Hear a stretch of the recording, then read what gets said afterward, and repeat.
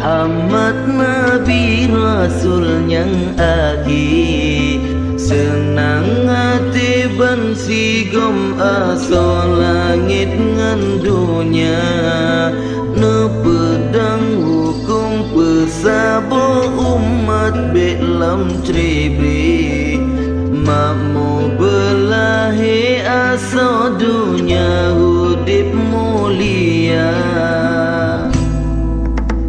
ne peturi hak meakhlak umma sobu monyo.